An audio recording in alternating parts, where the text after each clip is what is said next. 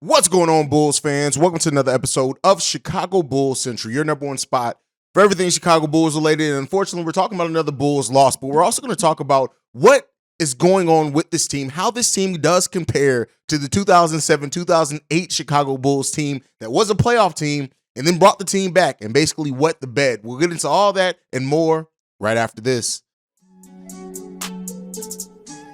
You are now tuned in to Chicago Bulls Central, your number one place for all Chicago Bulls news and content.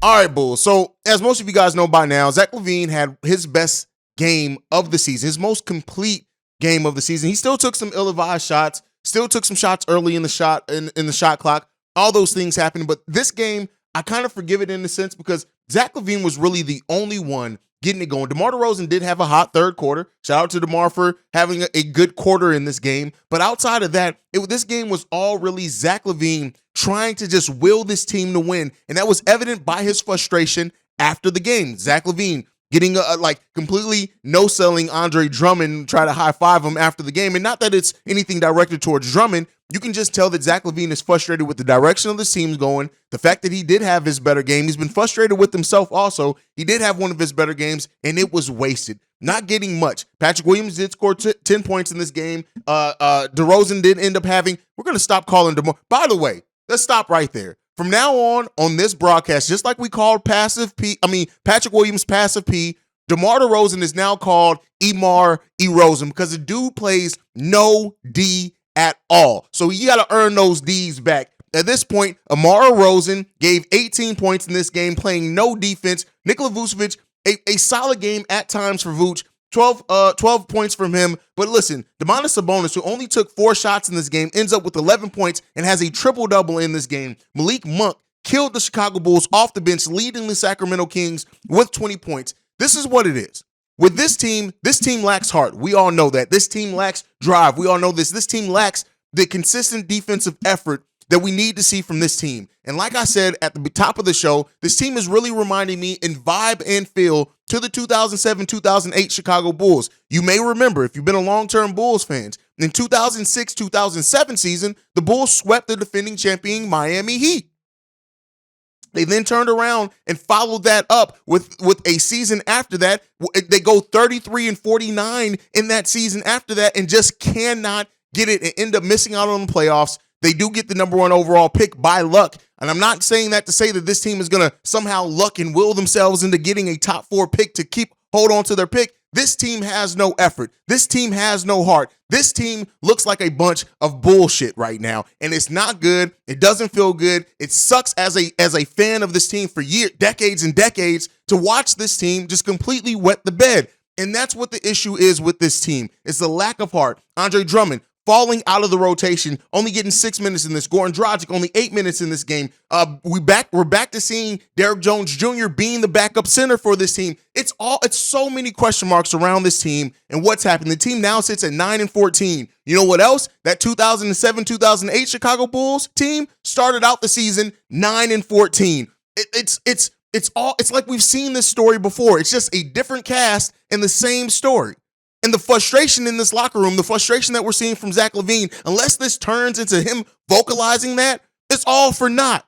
This team has to get it together. Well, let me not say they have to. They don't. They can completely crap the bed, continue crapping the bed, and then we'll see what AK and Eversley end up doing to either improve this team or to change some things around. Because when you have a team that the NBA has just figured out, that's all it is. The only difference in the way that this team, what's going on with this team is the shots aren't falling, and NBA defenses now know exactly what the Bulls are going to try to do down the stretch of games. They know how to defend us. Unless this coaching staff is planning on completely changing the scheme, it's not just about execution. You know, so I was talking to somebody in the comments, I think over on Locked on Bulls, and they were like, well, it's really just the problem here is really just execution. No, the problem is not execution. The problem is no matter what you try to do, we're being stopped from executing it at a high level because the NBA knows what we're going to do. They know the story's out on DeMar DeRozan. Unless he has a team full of shooters and people who are going to cut off the ball around him, it's not going to get any better either.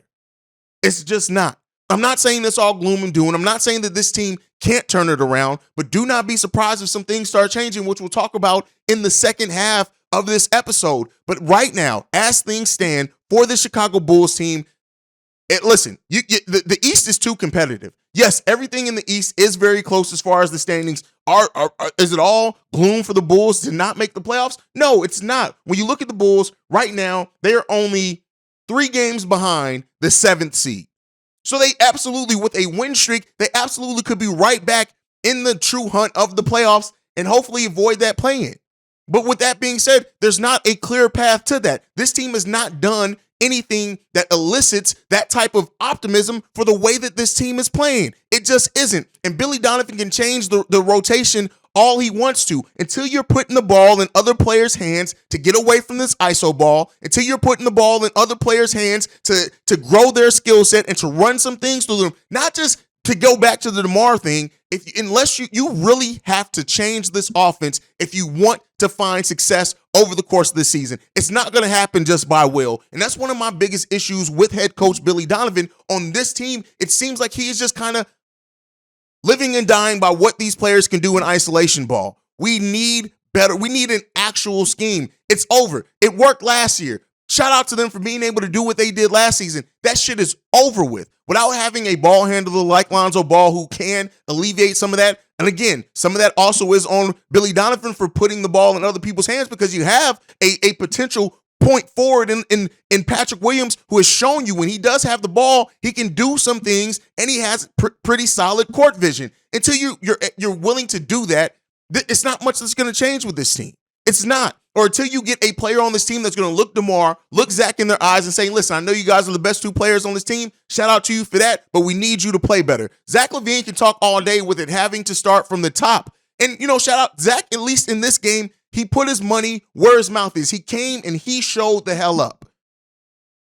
But unless you have a supporting staff that's also going to do that, but you also have to empower them. It's hard to just ask these players to flip on a switch and all of a sudden be these perfect versions of themselves when you haven't built that up in them. I've been saying even before we found out about the Billy Donovan extension, one of my biggest issues with this team, outside of the lack of heart, is I worry about the development of the young pieces of this team. When AK and Eversley bet on continuity, the thing that they also said in that is that it's going to have to also come by Patrick Williams, Ayo Dosunmu, Kobe White, taking a leap from 1 or 2 of them, or God forbid, all 3 of them. We've seen games where Kobe's looked excellent. We've seen games where Patrick Williams has looked really good on both sides of the ball. We've seen games where Ayo Dosunmu is pushing the pace and actually looks like a point guard that can dictate some pace and change and generate some offense for him and other people by pushing that pace. But until we allow these players to do these things consistently, it's all for naught. It does not matter.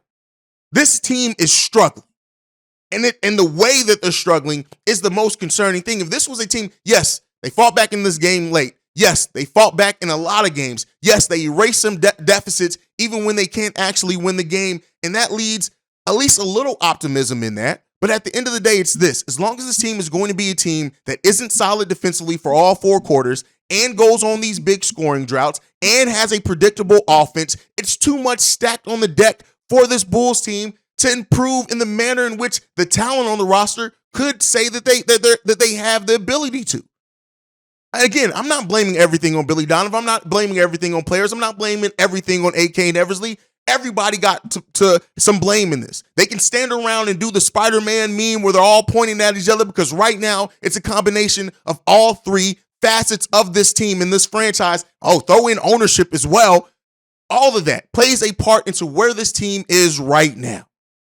And Billy Donovan getting an extension before the season, I know a lot of Bulls fans are going to focus on that now, and that's fine.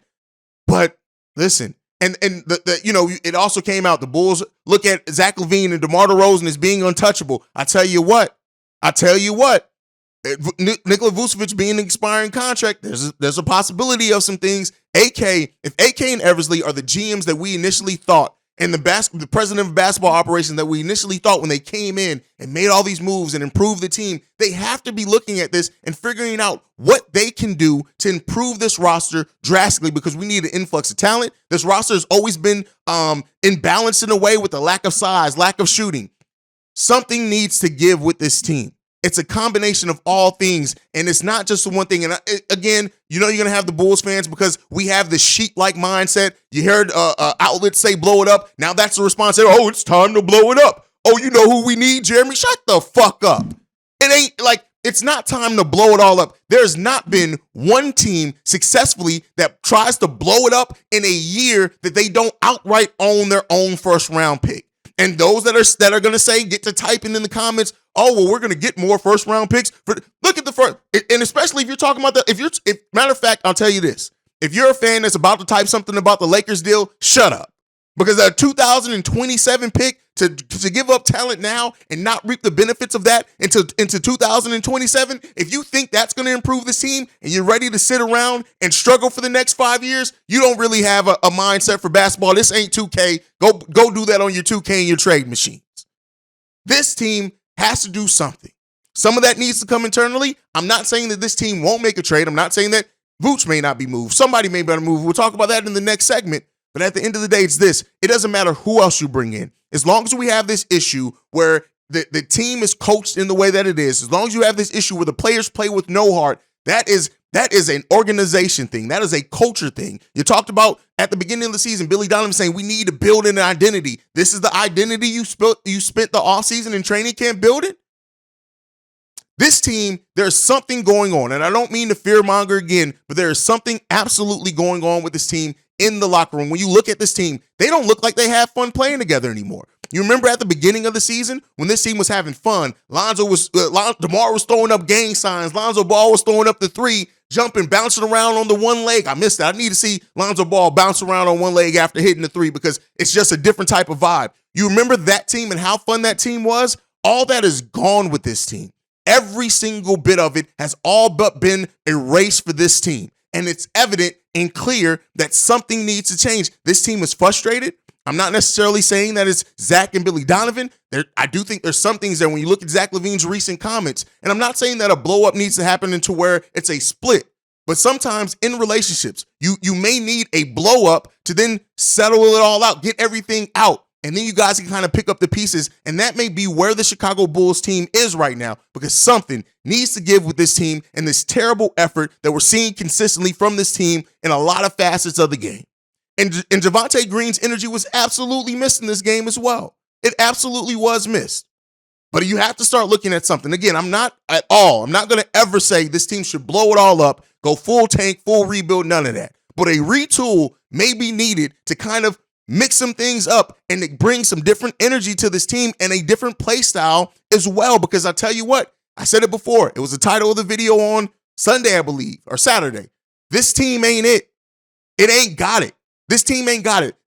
For those that were around for the 2007, 2008 Chicago Bulls, you guys know exactly what I'm talking about and how I feel in regards to that. Because that team was a team that swept the defending champions. Then went to, was it 6 games against the Detroit Pistons? Got eliminated, ran most of the team back, drafted Joakim Noah, all that, came back, and then went 33-49. And this team, see, again, the 9-14 starts. It's some real concerning signs and some things that are reminding me about Bulls teams that I don't want to be reminded of right now. And that team also, Scott Skiles lost that locker room. Not saying Billy Donovan has lost the locker room yet, but I'm just saying some of this energy around this team. It's funny how history repeats itself. But let's get into it because I do know trades are something that a lot of fans are wondering what can be done. So for those that don't know, there's a not deadline, but players that sign contracts in the offseason as of December 15th can be traded. The Bulls have 3 of those players on this team. That's Derrick Jones Jr., Andre Drummond, and Goran Dragic. Now, I'm not saying or calling for any one of these players to be traded, but what I am saying is that if the Bulls are going to look to do something with Nikola Vucevic's expiring contract, if they are going to look to do something with Kobe White's expiring contract, maybe not even necessarily the Bulls players that are up to be traded, that are eligible to be traded at that deadline. Maybe there's some other players around the league that deals didn't work out, something else that you can now start working out deals. Once the December 15th deadline opens up, that's when you really start seeing maybe some minor trades happen leading into the trade deadline. But that is when, because everybody at that point is eligible to be traded. So if the Bulls are going to look to make a move, if AK and Eversley are looking to improve this team, if they are looking to maybe mix it up, retool, take advantage of some of these expiring contracts that we have. That December 15th deadline after that is when you can possibly start looking for some of those things to happen for the Chicago Bulls team. Now, again, I'm not saying that it's likely at all that a big trade is going to happen for this team that a lot of fans do want and are calling for, but it may be something that does happen and starts to formulate around that December 15th deadline. So look out for that. But as it stands right now, this team needs to play better. And even though Andre Drummond, I've said it, that Andre Drummond, like his energy and the defense that he brings, but apparently Andre Drummond, since he returned to his injury, we have a negative 17.8 rating in his 140 minutes on the court. What does that mean? That means when he's on the court, we're giving up a lot of goddamn points. So maybe the lack of minutes for Andre Drummond is warranted when you look at certain things like that. But at the end of the day, it's this, right? This team clearly ain't it. And something needs to happen. Again, I'm still leaving a little bit of credence because I know Bulls fans, we've been making that comparison for so long. Hey, what if this team is like the Boston Celtics team from last season? I always say this. The difference between the Boston Celtics team from last season and us, outside of the struggles, is that team, their two key players in Jaylen Brown and Jason Tatum are both two-way players. We don't have that on this team. Zach LaVine put together a really good defensive game last night. He's put together some good defensive games over the course of the season. Hopefully that game was the wake-up call that Zach LaVine needed and a reminder of what he can be and how he can score in this league. And he got it going early by getting to the basket. So let's see if that continues for Zach LaVine and this team. But I tell you what, do not be surprised if a change is going to come, because a change may be needed. And we'll see what the Chicago Bulls team does going forward. Again, still not blowing it all up, but it may be, just maybe, some deals on the table. Let me know what you guys think on everything down below. Make sure you're following the show at Bull Central Pod. You can send us any feedback, questions, comments, concerns, bullcentralpod@gmail.com. Lastly, if you want to leave a text and our voicemail, the number to do so, 773-270-2799. We are the #1 spot for everything Chicago Bulls related because of you guys. And like I like to end everything on, go Bulls. Love you guys. And see red, y'all. Peace. This has been a presentation of the Breaks Media.